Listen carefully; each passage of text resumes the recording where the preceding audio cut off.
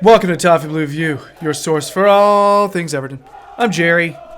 Max is here. I always gesture like this as though he's seated a foot away from me, as though we would be sitting that closely. I know. Let's go ahead and start with our Fulham reaction from Saturday.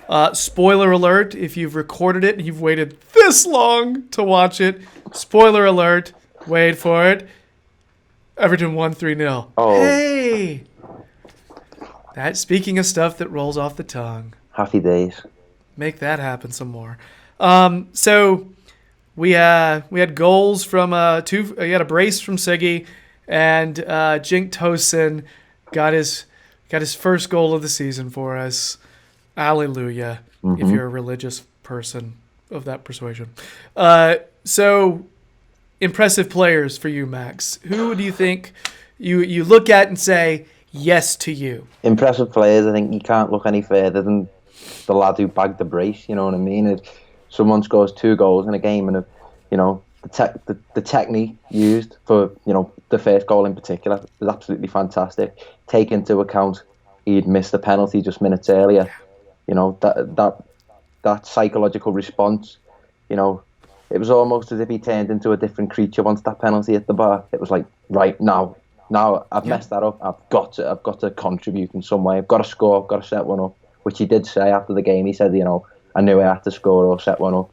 So Gylfi Sigurdsson, without a doubt, man the match. As far as other players are concerned, Idris again absolutely immense in terms of his contribution in terms of stats. Yeah. Tackling stats. I think it was 10 tackles, 88% of his passes were completed.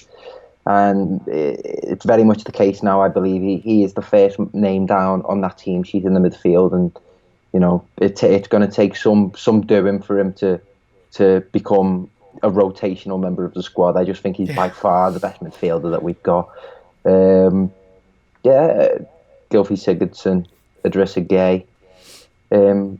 Of course, you've got to say Cenk Tosin as well. Absolutely, you could tell how much he wanted that goal, and you can tell how much it meant to him when it went in as well. That picture of him celebrating, where he's just screaming in front of the Gladys Street end, is absolutely fantastic. Theo Walcott, who set him up as well, absolutely fantastic. Worked really hard, I thought.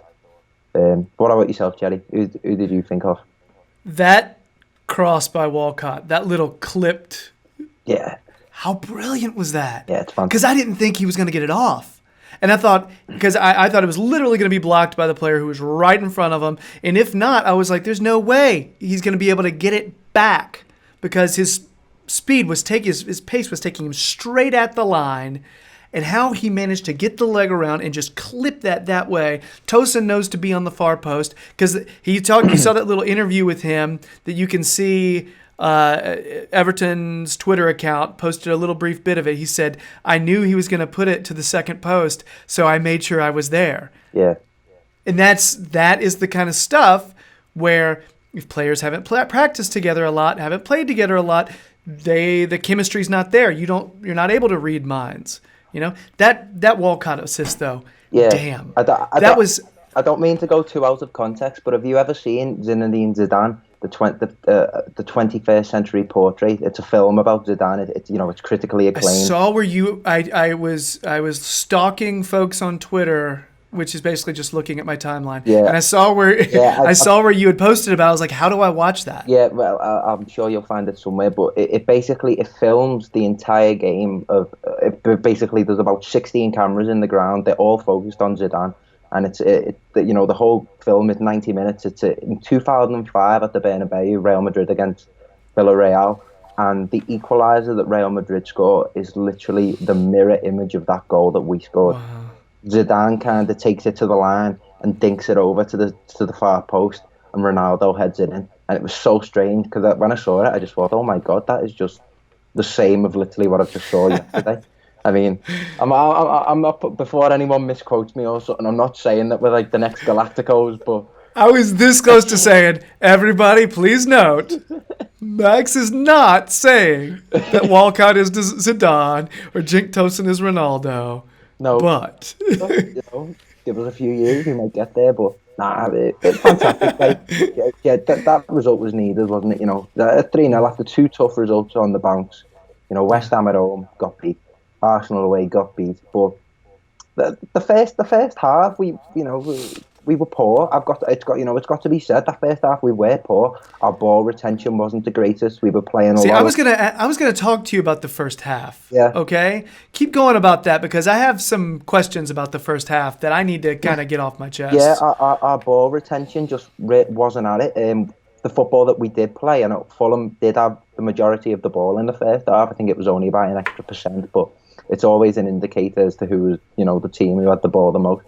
As I said, the ball that football we played was mostly inside our own half, and we conceded a lot of 50-50s and second balls to Fulham. But yeah, that first half really was frustrating. When I was obviously doing the match report from the game for the Toffee Blues, Silva's no stranger to having to give these kick up the arse team talks now at half time. There's been plenty of occasions now where we've kind of went in. We've been against the run of play going in at half time, and credit to him. It speaks volumes of just what a motivational man manager that he is. So, brilliant. So I'm having trouble with this because everyone has been talking about how bad our first half was. Okay? They're saying that Fulham was the stronger team. And I got to be honest, I thought Fulham had the run of play the last 10, 15 minutes. I thought they were the stronger team the last 10 to 15 minutes by a ways. It wasn't until their best chance on goal wasn't until after the 40-minute mark, though. No. And that was when Sessegnon hit the bar. Pickford made himself nice and big, and I felt like that contributed to Sessegnon hitting the bar. But also, Sessegnon's a young player, a young great player, by the way. But that was their main legit chance on goal that they had, right? And that was until the 40-minute mark. I thought we had, and I felt like the people on Twitter, some of the journalists said we had no shots on goal first half. That's not right. Nope, we did. Walcott put one that was going to go side netting if the keeper didn't save it. Yeah. Well, and the Zuma one that was offsides, I realize that doesn't count as a shot on goal, but that was a good chance. Yeah. But I think that's just kind of, it's a good indicator because if we're not at our best, then we're still getting shots off and we're still creating chances. And I think also you've got to factor in Fulham are just a recently promoted side with a lot of new signings. So I know we've got a lot of transitioning to do ourselves, but they really will be in a period of transition. And I felt really unlucky for Fulham because how often did we say when we were in that position last year? You've got to make your dominance count when you've got it. When you've got your chances, you've got to make them count. And unfortunately for Fulham, they didn't. I felt Fulham's first half defensive strategy was clear. Physicality. Yeah. Physicality. Every time we were trying to get a low momentum, because that's how it builds for us. We sit there, quick passes, we get going. I mean, even when something wrong happens, if we're allowed to keep going after the penalty, we got that goal shortly after that because we were allowed to keep going and keep pressing and keep stringing passes together and keep going forward. Fulham, the first half, was clipping us, pushing us over every chance they got. Yeah. I wasn't expecting that from a team that has quality, but I actually think it disrupted our play, and I actually thought it was pretty smart for them to do that. I thought the reason that calmed down the second half is they were worried about getting second yellows. They were worried about, losing men. Yeah. Because, first half, there were so many fouls. No, I agree completely. It seems to be quite a reoccurring theme coming up against us now, all these kind of, not lowly teams, but teams that you classify as being below us in terms of league standings. Particularly, the best example I think I've got is the Bournemouth away game. It seemed to be a go-to tactic with the squad of players that we've got now. Richarlison, Walcott either side on the wings, wind them up. Throw it. Leave your leg hanging. Just give them a good nudge. Rile them up. It is a commendable game plan, and you've got to hold your hands up as football supporters. It's part of the game. It's what teams who aren't technically or physically better than the opposition, that's what they tend to do. And as you say, that certainly did seem to be Fulham's game plan. But I think from that moment when we did miss the penalty, I think I described it as we kind of shifted it up a gear, and we thought, no, let our technical class we should be in a kind of a different category technically to Fulham, and I think we just kind of steamrolled them really from when Gilfie missed that penalty. Now, I thought the second half we just came out breathing fire. DCL drew the penalty, which he did very well there. Hmm. I feel like DCL is good for that kind of a play right now. Uh, However, other than that, it wasn't a great performance from him for the most No, part. He didn't really create a lot of chances for himself, no, and people didn't really create a lot of chances for him. And we didn't score any goals until he had gone out, but I think that's a coincidence. I don't think that's a reason. I think I don't think that was he wasn't the reason that Sigurdsson was able to, curl that ball into the no, bottom left. no. But the team I thought had already started playing well before he was subbed out. Yeah, However, I do trust Cenk Tosun, to be more clinical. I do. yeah. He's older. He's more experienced. I was calling for the even before he kind of created that penalty. I was calling for that substitution of Tosin to come on. It just seemed tailor made for Tosin to kind of slot in and take that role. Because he does drop back a lot more. He's better with the ball at his feet, and he creates more chances for other people. And I think he gives a lot more confidence to the players that are around him. You see the relationship that he's got with the likes of Walcott and Richarlison, which you can't speak highly enough of them. And I think that's a big factor. I'm absolutely delighted that he's off the mark for the season. So hopefully the floodgates open now. Cenk Tosun just seems so cool. Yeah, He just seems like, I realized he got that red card playing for the national team that time. I heard there was a pretty good reason for that, yeah, but he's yeah, it's still a red card at an inopportune time. But he just seems, when he's with our team, he just seems so chill. yeah. And he's and to see his face after he scored, I feel like him and Sigurdsson, you saw their faces after they scored. You forget so often as supporters that the team is going through the same crap that we are, and they're just as relieved. It's brilliant because you look back to last season, you see what we were like under Allardyce. We were soulless. We did not have we didn't have character or fight in us. Almost We didn't seem zombified. yeah, we didn't seem like a team. But now this vigor has been installed into us by Silva, and it's almost as if it's like dangling the carrot. There's the carrot dangling now, and we want it. The players seem bothered. The players are passionate. The players want to play. The players seem like they've kind of no. It doesn't seem like a group that are just cliques or it's individual groups, but all players seem to gel well and bond well with one another, and you can tell that by how delighted they were for each other when they'd scored. And I don't know if you saw that picture, Gerry, but there's a picture of Sigurdsson celebrating in front of the street end, and it's absolutely fantastic. I retweeted it the other night, and the caption is, look at the crowd. There's no one with a phone or iPad. I saw that. It's just literally everyone going mad. Evidently, there's one guy with a phone, but he's not using it. If you look really closely, he's got a phone out, but that's it. He's not facing. He's not using it. It's off. It's not on, and it's just coincidental. But somebody else tweeted that, and I looked at it, and yeah, it's brilliant. No one is sitting there. They're in the moment.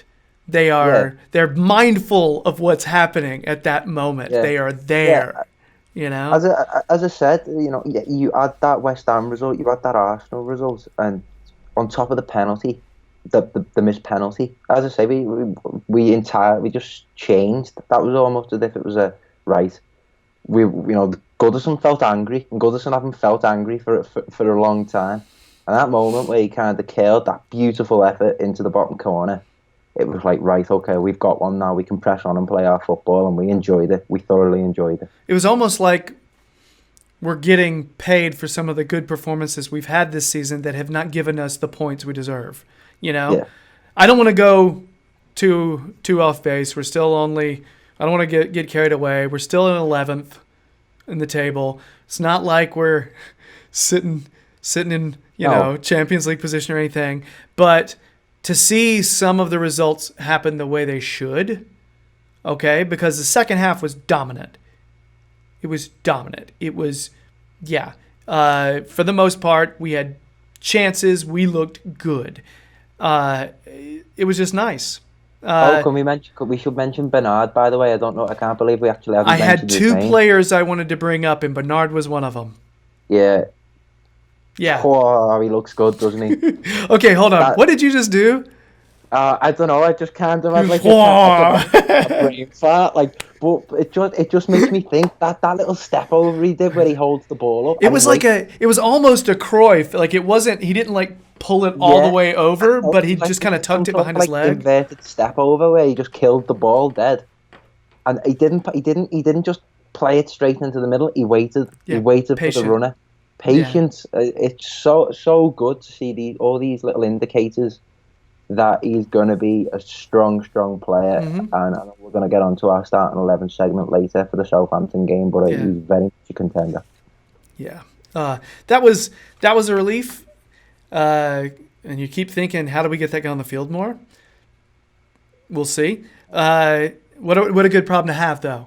That's a good problem to have, rather than, oh God, who do we play today, which we felt before. Yeah. And we need to bring up Keane. I meant to bring him up last game. Paired with Zuma, they have looked very good. They have looked strong. Both players, they're attacking on corners. They actually won a decent amount of headers off in the air, like off of corners, off set plays.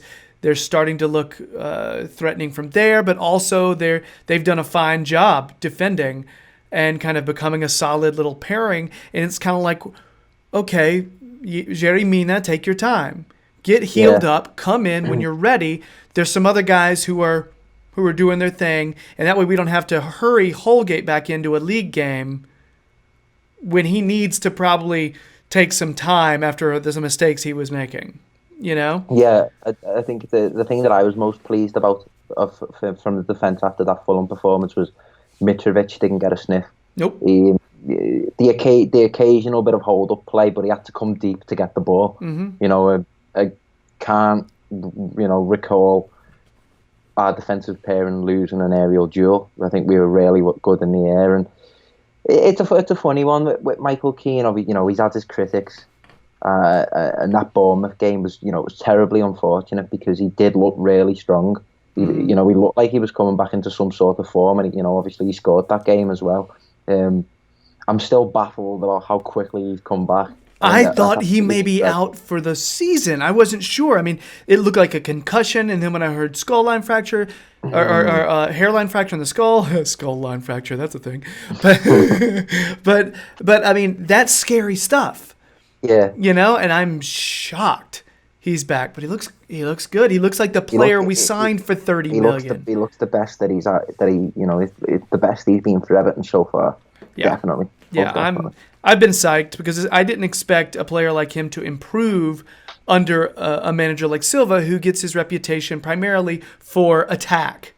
Well, which is awesome. Look at Keane's playing out from the back. That's something that's really improved as well. He looks a lot more comfortable with ball to feet, and he, obviously with Zuma as the partner, it's evident now that he doesn't need that senior figure alongside him to hold his hand and walk through things. To speak figuratively. He does look like he's developing into a sort of, a senior, not so much a senior player, but, an established member in that back four. Because if he can string these performances together and keep playing well and clean sheet, more of them, thank you very much. Yeah. As long as they carry on, I think, that defence will stabilise and we'll have our back four then set. Yeah, the goal is, centre back wise, to have 3 or 4 starter caliber players that you can rotate in if you need to. Of course, you've got 2 that are probably a cut above, but just in case you need to rest one, you can bring one in and not lose much, Yeah. And I think when Gerry Mina gets healthy, I think we've got 3 starters. And if we can get Holgate to stop making some of these mistakes, losing track of men who's cutting behind him, I think we'll have 4. And I'm not even mentioning the fact that Jags is still on our payroll and he can fill in when we need to, So, anyway, I think we've covered everything. Yeah. Good save by Jordan Pickford as well. Just want to mention that. Just smothered it. Yeah. Nice little nice little fist pump as well when he pulled it off. It's great. You know, when he was coming out for that in his head, he's saying that's mine. Yeah. And it come off perfectly. Yeah. And congratulations on his fiancée getting pregnant as well. He got a little baby boy on the way, hasn't he? So congratulations, Jordan, lad. I hope he gets more sleep than I did. Good luck. Good luck, man. Just saying. Yeah, congrats though, for real, man. That's awesome. Yeah, he's watching. Hey, Jordan. Yeah. All right. So I think it was John who tweeted from the account. Get the rave on. Jordan Pickford's fiance is pregnant. I'm trying to make that fit with the occasion. It's just funny to me. All right, so let's go. We've talked longer than we intended to on the Fulham reaction, but you know what? It happens. We had to get to stuff. So coming up, we're going to be talking about the Southampton preview for the League Cup match tomorrow. So stay tuned for that.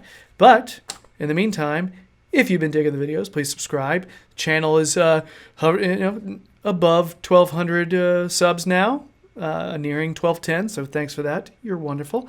If you haven't subscribed yet, please do so. Subscribe to the Toffee Blues Everton fan channel. That'd be awesome. You can find Max. He's on Twitter. You can see his Twitter handle down there. On his Twitter page, he will be updating where you can find him, either stories he's written, analyses he's written, or podcasts on which he's appearing, that kind of thing. But you can almost always find him on the Toffee Blues website, where he does match reports, and he posts his poetry. If that's what you want to call it. All right, so that's it. Let's move on. Let's go do a preview for everybody. So bye.